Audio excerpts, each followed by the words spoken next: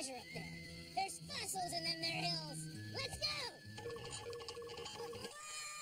Bill Nye the Science Guy. Bill Nye the Science Guy. Bill Nye the Science Guy. Science rules. Bill Nye the Science Guy. Inertia is the property of matter. Bill Nye the Science Guy. Bill Nye the Science Guy. Brought to you by Old Stuff Incorporated. You'll dig it. Did you know that almost all the things that have ever lived on Earth are gone? And it's not just that the living things are gone. The kinds of living things, the species are gone. And we figured this out when we found their fossils.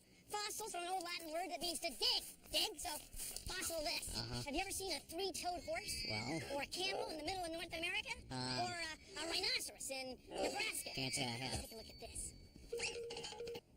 That's a three-toed horse. And this is a rhino. And we're in Nebraska. Now, these are actually fossils of rhinos. Fossils are evidence of living things that have turned to stone. Fossils usually tell a story. The story here is 10 million years old. These animals all were breathing bad air, probably from a volcanic eruption, hundreds of kilometers. They came here to get a drink, and they died. And then volcanic ash was blown in by the wind, and they were buried. And about 10 million years later, they're still here. This is something we don't get to see very often. The fossil skeleton bones are all held in their original position. So here we have a snapshot, a three-dimensional picture of the past. Now here's the thing. There's no rhinoceros quite like this one anywhere in the world today. And there are no rhinoceroses at all anywhere around here. Things on the Earth have changed. Different kinds of living things have come and gone. Some of them are extinct. In fact, 90% of all the living things that have ever been on Earth are gone. They're extinct. And we figured it out from fossils.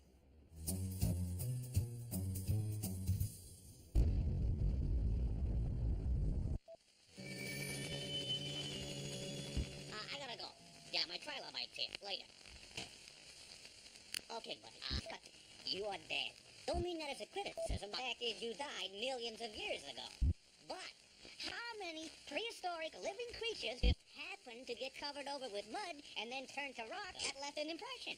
How many? Not many. You are The shell pressed into soft clay forms a mold that preserves the contours of the shell surface. When plaster of Paris is poured into a mold and allowed to harden, a cast is formed. This trilobite has been beautifully preserved as both a cast and a mold. Not all fossils are bones that have hardened into rock. Sometimes when a plant or animal dies, it leaves an outline behind, like this. Here's an easy experiment to see how some plants and animals leave a mark when they die. Just take some paint and brush it onto one side of an object, like a fish. Or a fern.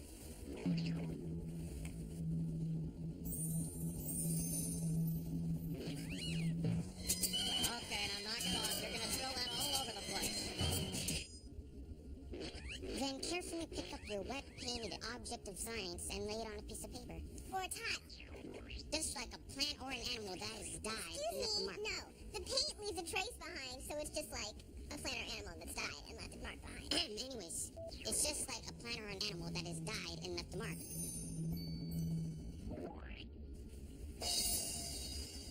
I didn't say what I was supposed to say. Oh, sorry. Yeah, you messed up. Wait. The paint leaves a trace behind. It's just like a plant or an animal that has died and left a mark. Kind of like this leaves a mark? You know, you made a good point. I think it was, it leaves more of a mark like this.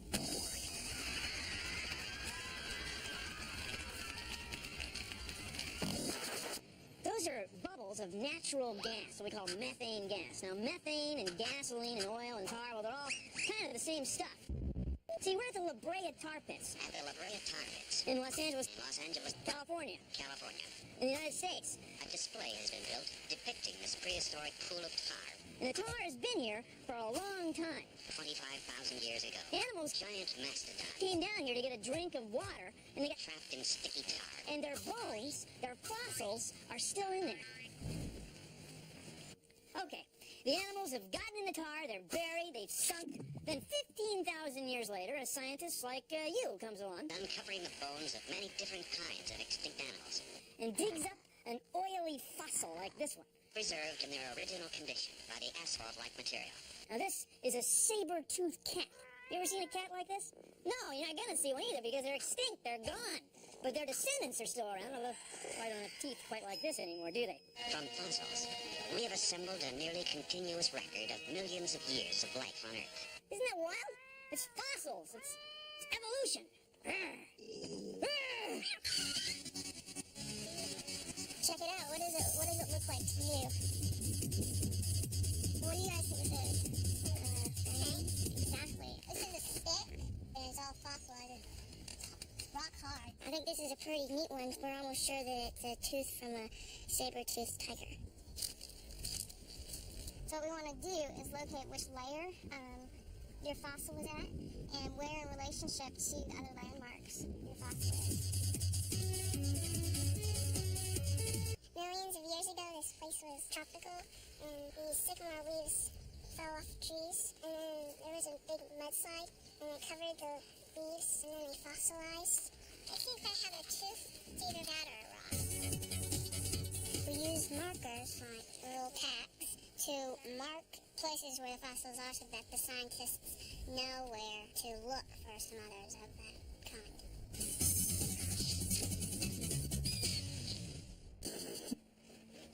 It's hard to imagine how much time has passed since even the youngest fossils were formed. Please consider the following.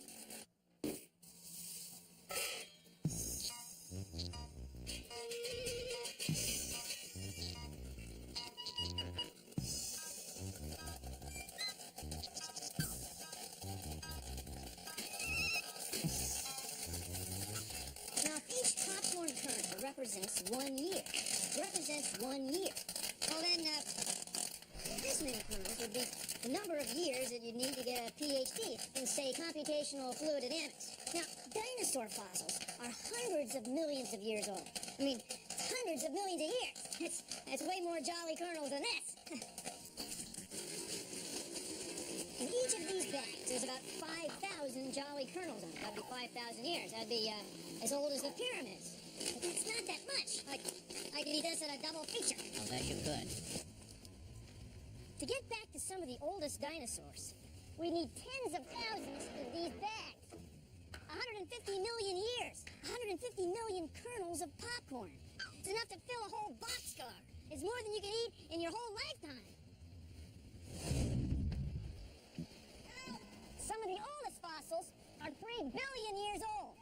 We need all the kernels in 2 of these silos. Billions of kernels. 2 of these silos. Billions of years to equal the age of the oldest fossils. Billions of years. Billions of kernels of popcorn. Fossils are very old. Thank you for joining me on Consider the Following. Stressed out, run down, dead tired. Maybe it's time to try a La Brea hot tub. Slip into a pool of luxurious hot tar and let it cradle your bones for thousands of years to come. So, sit back, unwind, relax in a La Brea hot tub. You're not getting any older, you're getting better preserved. This is a tree. Or it used to be a tree. It used to be made of wood, and now it's a rock. It's petrified wood. All of the original wood is gone and has been replaced by minerals. It was living in a swamp around here about 10 million years ago. Here's what happened. A volcano erupted, and the water in the swamp turned to steam. All the trees got washed downstream into a big lake. And the lake filled with volcanic ash. Ash has a mineral in it called silica. It's just like glass. The silica soaked into the wood, and when the lake drained away, the wood had turned to stone. This process is called petrifaction. Petrifaction can be simulated in the laboratory. A sponge is saturated with liquid paraffin. After the paraffin hardens, the sponge is cut open. The pores in the sponge have been filled, just as the pores in the wood were filled with minerals. Look at it. You can count the rings and the layers. Huh. This tree was hundreds of years old, and it lived several million years ago. It's a fossil.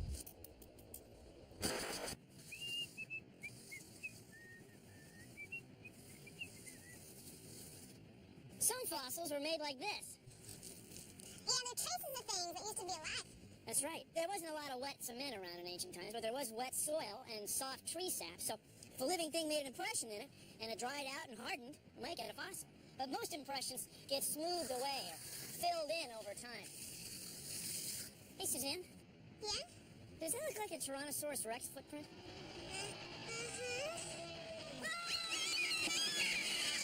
Fossil evidence of this kind may reveal important information about the size, weight, diet, behavior, and even the environment of the animals that have lived in the past. And Grace, what's going on right here? Well, those look like dinosaur tracks. And it looks like we have enough of them here so that we can measure the stride and figure out whether this dinosaur was walking or trotting or running. Let's take it from the first print to the third one. Well, here's the first one. Yeah. So I'll put it right here, right on the toenail, huh? Toenail, the third toe, the middle toe. And also over to the top of the third toe of this print, that'll be like from one right foot to the other right foot print. And Yeah, there's a here's left there. the top of There it you go. there. This is the middle toe, so we'll put the tape right here. So that measures about 220 centimeters. Doesn't look like he or she was running. I think they're just a gentle walk. We study animals today, and we can relate them back to the fossils, and it works reverse. From the fossils, we can relate to the animals that are living today. And by measuring the footprints that are embedded in the rock, we get an idea of how big the foot itself was that made the print. From the foot itself, we can build the rest of the bones up and figure out how big the whole animal was. Dilophosaurus was about 18 feet long, and we think that he's the dinosaur that made the footprints that we've been studying out here. Probably a Dilophosaurus. Went hopping through here, probably looking for food or water. 200 million years ago. Jurassic period. Hopping through. Dilophosaurusizing.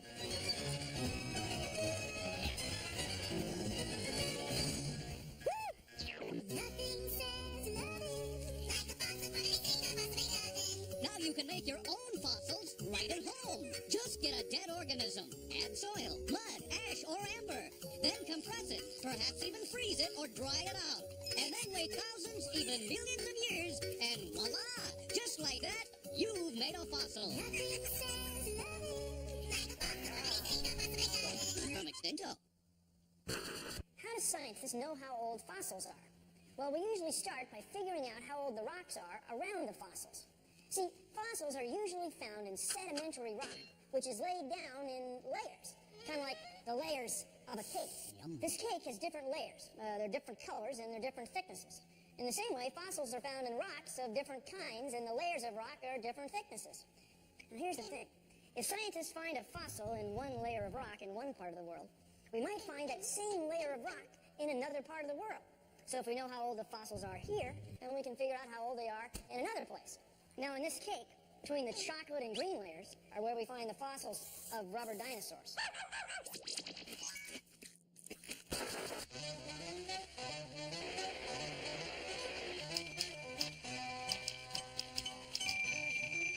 Hello, Clark Titan, Daily Fossil Record. Lady, take a breath. Let me get this straight. Millions of years ago, dinosaurs roamed the earth? This could be the biggest story of my life. You got any proof? You got actual traces of dinosaurs? Extra, fossils tell sordid tale. If fossils could talk, they could tell us a lot. Like if we found these seashell fossils or this fish fossil in the middle of the desert, we'd realize that they lived in a place that was probably once underwater. Will you get on with this, please? And then if we found this fossil, well, it turns out to be a tooth with these small grooves, and it's flat. This is the kind of tooth of an animal that eats plants, grinds them up. So this would be a tooth from a very large vegetarian.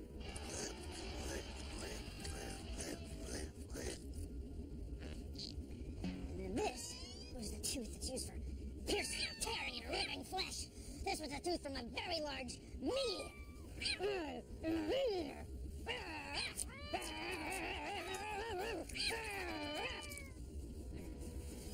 Of course, the fossils don't actually talk. They don't tell stories. You just been in the lab a lot, you know, with the fossilized specimens. You just get a little loopy as well. I'm really lucky to have one of the best jobs you could possibly have. I get to look in rocks like this, in beautiful places like this, and find fossils of mammals that lived here 30 million years ago. Fossils are the traces or remains of any ancient life. Most of the time, the tools of our trade are little tools like these. We're not out here with big, heavy hammers smashing these things at all. For the most part, we're using extremely delicate, careful tools when we're near the bone. These are 30 million years old. It's the only one of its kind sometimes ever found. One slip and we've ruined it. Yeah, tell me about it. It can take anywhere from 10 minutes to 200 hours, depending on the size and the rock.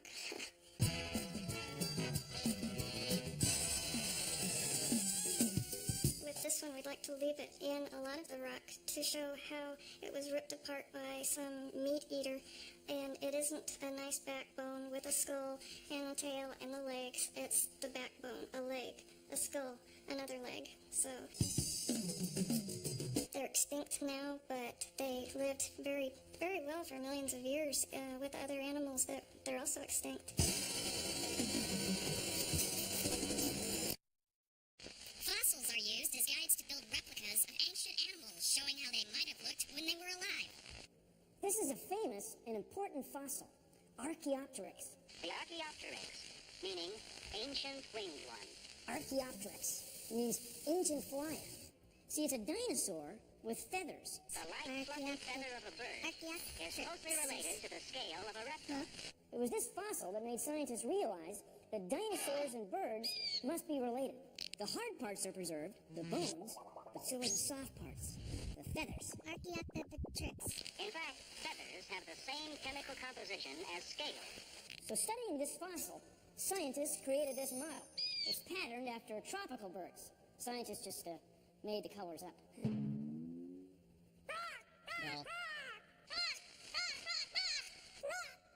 Bill, are you going loony again? I made that up too. Mm-hmm. Take a look at this. Here are a couple of flies that are stuck in the tar.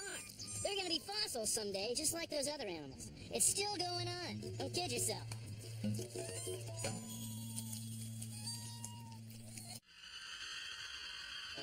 night I done myself a drive-by.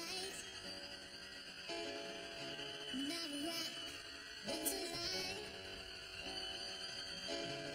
But it came out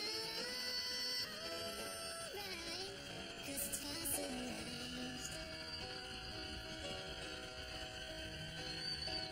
Oh, such a long time.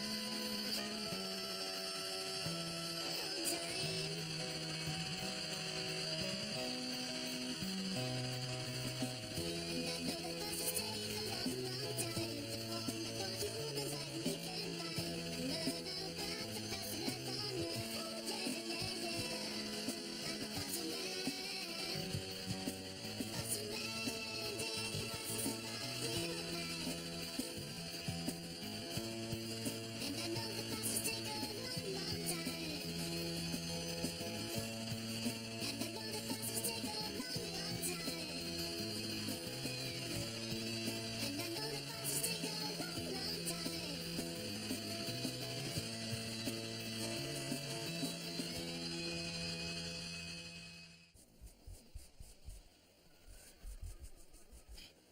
Well, that's our show. Thanks for watching. If you'll excuse me, I've got some Miocene sedimentary deposition angles to verify. See ya! Produced in association with the National Science Foundation. Welcome back to the Fossil Gourmet. I'm Bill. We're just going to go over again how to make a fossil. First of all, you want a living thing. It doesn't have to be alive. Something that was once alive will work fine. And for your first fossil, I recommend using something with a nice hard body part. A skeleton, some bone, or a shell. Put that in the dish. Now we want to bury it. Use sand, or I like the flamboyant presentation of a volcanic eruption. It works very quickly, and it's loaded with minerals. Now you want water. You've got to have water that's soaked with minerals. That's the key. And you can get the minerals right out of the volcanic ash that's buried. And you can get the water from are just a simple torrential rainstorm. And then lastly, the most